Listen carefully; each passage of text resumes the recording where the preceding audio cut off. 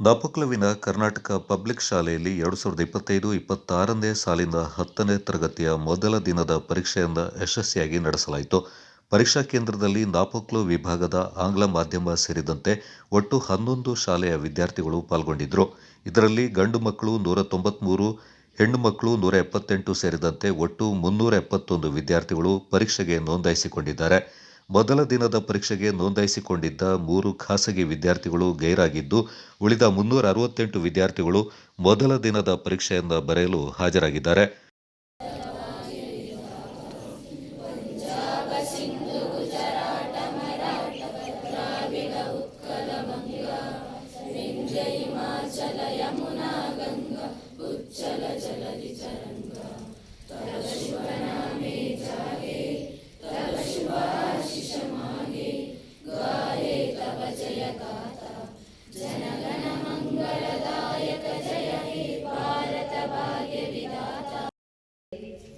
ಆಲೋಚನೆ ಮಾಡಿ ಉತ್ತಮ ರೀತಿಯ ಉತ್ತರವನ್ನು ಬರೆದು ಉತ್ತಮ ಫಲಿತಾಂಶ ನಿಮ್ಮದಾಗಿ ನಿಮ್ಮ ಮೂಲಕ ನಮ್ಮೆಲ್ಲ ಶಾಲೆಯ ಹೆಸರು ನಮ್ಮ ಜಿಲ್ಲಾ ಮಟ್ಟದಲ್ಲಿ ಪಸರಿಸಲಿದ್ದ ನಿಮಗೆ ಶುಭವನ್ನು ಹಾರೈಸುತ್ತಾ, ಇಂದು ನಮ್ಮ SDMCಯ ಕಟ್ಟಡಕ್ಕೆ ಬಂದಿದ್ದಾರೆ, ಅವರು ನಿಮಗೆ ಶುಭವನ್ನು ಹಾರೈಸಬೇಕು ಅಂತ ಹೇಳಿ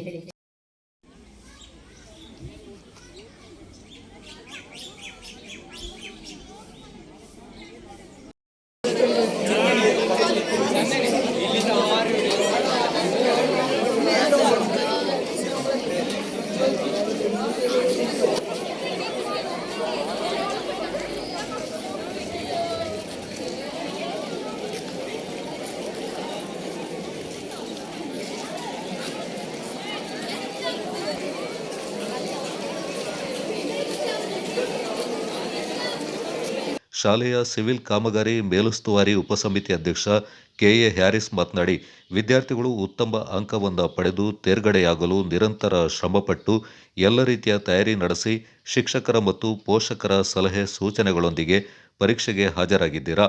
ವಿದ್ಯಾರ್ಥಿಗಳು ಯಾವುದೇ ಭಯ ಆತಂಕ ಪಡದೆ ಉತ್ತಮ ರೀತಿಯಲ್ಲಿ ಪರೀಕ್ಷೆಯಿಂದ ಬರೆದು ಉತ್ತಮ ಅಂಕದೊಂದಿಗೆ ತೇರ್ಗಡೆಯಾಗಿ ತಮ್ಮ ಶಾಲೆಗೂ ಶಿಕ್ಷಕರಿಗೂ ಊರಿಗೂ ಕೀರ್ತಿಯನ್ನ ತರುವುದರೊಂದಿಗೆ ಉತ್ತಮ ಅಂಕ ಪಡೆದು ತೇರ್ಗಡೆಯಾಗಲಿ ಎಂದು ಶುಭ ಹಾರೈಸಿದರು. ಈ ದಿನ ವಿದ್ಯಾರ್ಥಿಗಳು ತಮ್ಮ ಭವಿಷ್ಯದ ಅಡಿಪಾಯ ಅಂತ SSLC ಪರೀಕ್ಷೆಯನ್ನು ಬರೆಯಲು ಬಂದಿದ್ದೀರಿ. ತಾವುಗಳು ತಮಗೆ ತಮ್ಮ ವರ್ಷ ಪೂರ್ತಿ ಶಿಕ್ಷಕರು ಯಾವ ರೀತಿ ಪರಿಶ್ರಮ ಪಟ್ಟು ತಮ್ಮನ್ನು ಉತ್ತಮ ಪ್ರಜೆಯಾಗಲು ಹಾಗೂ ಒಳ್ಳೆಯ ಅಂಕದೊಂದಿಗೆ ತೇರ್ಗಡೆಯಾಗಿ ತಮ್ಮ ಶಿಕ್ಷಕರಿಗೆ, ನಮ್ಮ ಶಾಲೆಗೆ, ನಮ್ಮ ಪೋಷಕರಿಗೆ, ಊರಿಗೆ ಕೀರ್ತಿ ತರುವ ಉದ್ದೇಶದಿಂದ, ತಮ್ಮ ಭವಿಷ್ಯ ಉಜ್ವಲವಾಗುವ ಉದ್ದೇಶದಿಂದ ಅವರು ಪರಿಶ್ರಮ ಪಟ್ಟಿದ್ದಾರೆ. ವಿದ್ಯಾರ್ಥಿಗಳು ಕೂಡ ತಮ್ಮ ಪೋಷಕರು, ಶಿಕ್ಷಕರು ಯಾವ ರೀತಿಯಲ್ಲಿ ತಮಗೆ ಸಲಹೆ ಸೂಚನೆಗಳನ್ನು ಕೊಟ್ಟು ತಾವುಗಳು ಉತ್ತಮ ಅಂಕ ಪಡೆದುಕೊಳ್ಳುವ ನಿಟ್ಟಿನಲ್ಲಿ ಯಾವ ರೀತಿ ನೀವು ತಯಾರಾಗಿರಬೇಕು ಅನ್ನುವಂಥದ್ದು ಕೊಟ್ಟು ಈ ದಿನ ನೀವು ಆ ಪೂರ್ವ ತಯಾರಿಯಲ್ಲಿ ಬಂದಿದ್ದೀರಿ.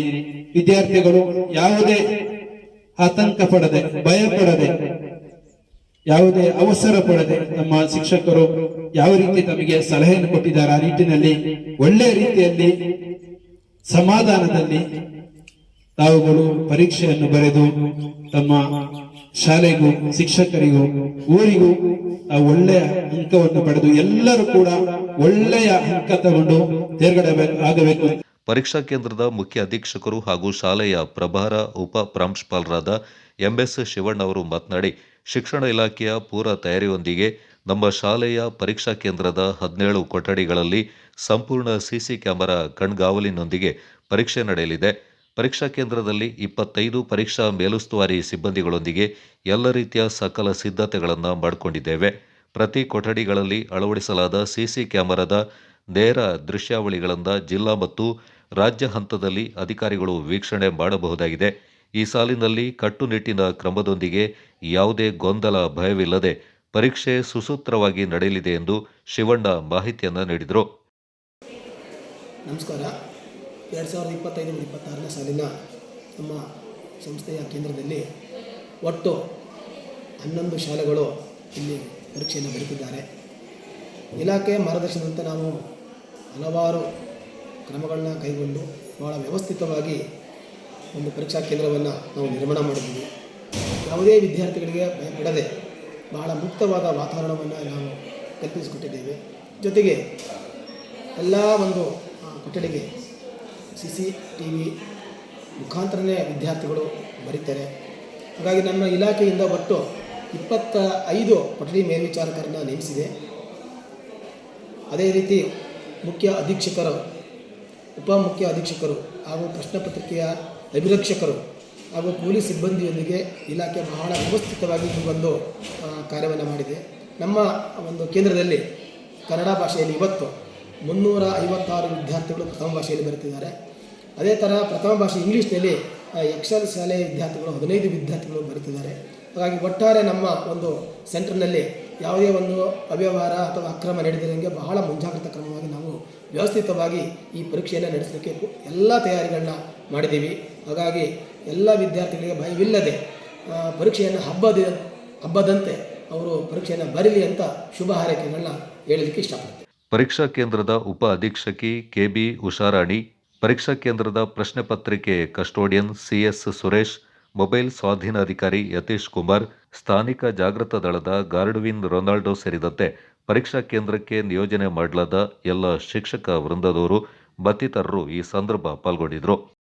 ನಿಮ್ಮ ನೋಂದಣಿ ಸಂಖ್ಯೆ ರಿಜಿಸ್ಟರ್ ನಂಬರ್ ಅನ್ನ ಸಮಾಧಾನದಿಂದ ಬರೆಯಿರಿ. ಚಿತ್ತು ಮಾಡಲಿಕ್ಕೆ ಹೋಗಬೇಡಿ ಯಾವುದೇ ಕಾರಣಕ್ಕೂ ಕೂಡ. ಯಾಕೆ ಅಂತ ಹೇಳಿದ್ರೆ ಹಲವಷ್ಟು ಚಿತ್ತುಗಳಿಲ್ಲಿ ಆದಾಗ ನಮಗೆ ಸಮಸ್ಯೆ. ಕೊಠಡಿಯಲ್ಲಿ ಯಾವ ಶಿಕ್ಷಕರು ಇರ್ತಾರೆ, ನಿಮಗೆ ಏನಾದ್ರೂ ಅನುಮಾನ ಬಂದ್ರೆ ಅವರನ್ನೊಮ್ಮೆ ಕೇಳಿಕೊಂಡು ಸ್ಪಷ್ಟವಾಗಿ ಬರೆಯಿರಿ. ಆ ನಂತರ ಉತ್ತರ ಬರೀಲಿಕ್ಕೆ ಪ್ರಾರಂಭ ಮಾಡಿ. ನಿಮಗೆ ಯಾರೂ ಕೂಡ ಅದು ಉತ್ತರ ಬರೆಯಿರಿ ಅಂತ ಬಂದು ಹೇಳುವಷ್ಟು ಕಾಯಬೇಡಿ. ಕೆಳಗೆ 2 ಕೊಠಡಿ ಇದೆ, 16 ಮತ್ತು 17. ಅಲ್ಲಿ ಶಿಕ್ಷಕರು ಇಲ್ಲಿಂದ ಬೆಲ್ ಕೇಳಲ್ಲ. ಶಿಕ್ಷಕರೇ ನಿಮಗೆ 10 ಗಂಟೆ. Kodagu channel news, Zakariya Napoklu.